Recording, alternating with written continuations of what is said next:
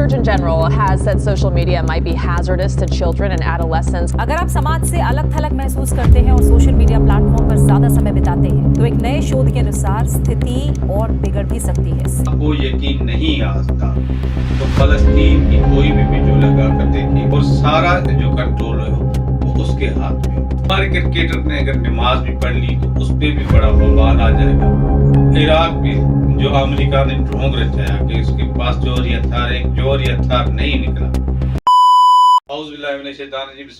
नाज़रीन मैं आपका मेज़बान से नादी था सुहैल हसन खिलाता हूं। इस वक्त जो सोशल मीडिया में हम सबको कलेक्ट भी करते हैं और जो इलेक्ट्रॉनिक मीडिया है यहाँ तक कि प्रिंट मीडिया जो है, मुझे अब ये यकीन हो गया है कि ये हमारे हाथों में नहीं है।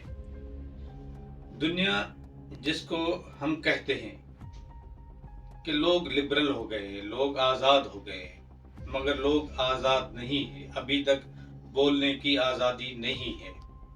अगर आपको यकीन नहीं आता तो फ़लस्तीन की कोई भी वीडियो लगा कर देखें तो फ़लस्तीन की वीडियो पर आपके लिए एतराज़ात आएंगे और यूट्यूब आपको वहाँ ना इश्तिहार देगा ना अर्निंग देगा, सिर्फ आपको येलो निशान दिखाएगा।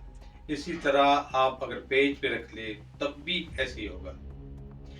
और जो ट्विटर जहाँ पे सारे सियासतदान सारे सेलिब्रिटी है, वो एक ईसाई ने खरीद लिया है, एलन मस्क उसका नाम है। उसने खरीदने के बाद उसको कोई भी अर्निंग नहीं हो रही है, उसको कोई भी पैसे नहीं मिल रहे, मगर इस वजह से खरीदा है कि सारी खबरें और सारा जो कंट्रोल है वो उसके हाथ में हो। हमारे सैटेलाइट चैनल जितने भी चल रहे हैं उनका जितना भी कंट्रोल हो, हत्ता के इस्लामी ममालिक जो है वो बड़ी ही बिजनेस की मंडी है और बड़ा ही बिजनेस देते हैं इन सारे चैनलों को। हत्ता के इंडियन फिल्मों की ज़्यादा बड़ी मंडी जो है वो इस्लामी मुल्क है, मगर फिर भी मुसलमानों का ये हाल है कि हम किसी चीज़ का बायकाट करने के लिए तैयार नहीं है। वो अपनी इस्लामी रसूमात दिखाते रहते हैं, वो अपनी मजहबी रसूमात दिखाते रहते हैं। हमारे क्रिकेटर ने अगर नमाज भी पढ़ ली तो उस पर भी बड़ा बवाल आ जाएगा। वो हालांकि क्रास का निशान दिखा दे, उन पे कोई भी असर नहीं होगा।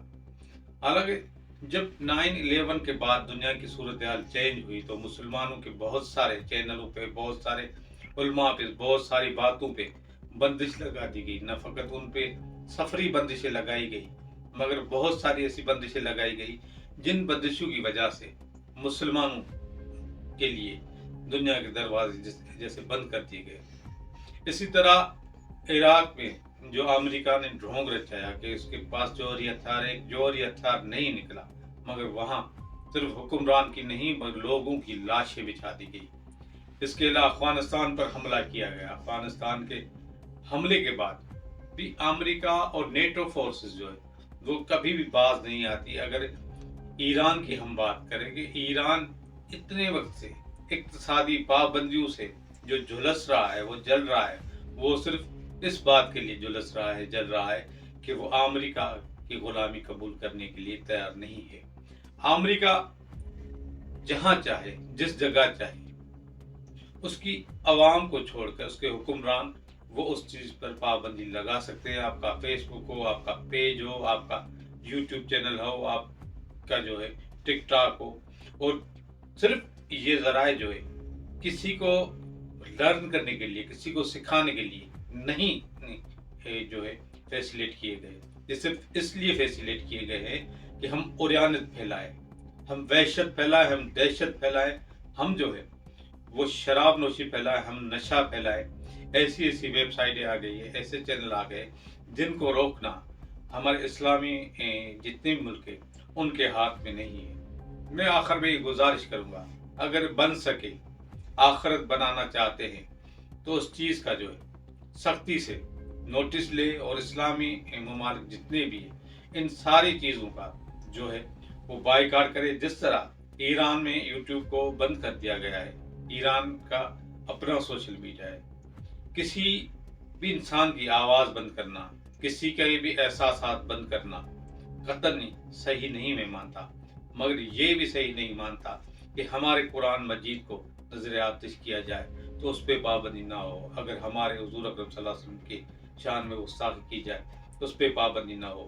اگر ہمارے کسی اور اولیاء پر، ہمارے کسی اور بزرگ پر کوئی کتاب لکھی جائے تو اس کی بڑی پبلش ہو. اگر مولانا یوسف زئی جا کے اسلام کے خلاف بولتی ہے تو اس کی جو ہے بڑی پذیرائی کی جائے اور اس کو بہت اچھا اور انسان دوست کہا جائے. صرف پابندی لگتی ہے تو اسلام کے نام لینے پر، اگر پابندی لگتی ہے تو مسلمانوں کی بات کرنے پر.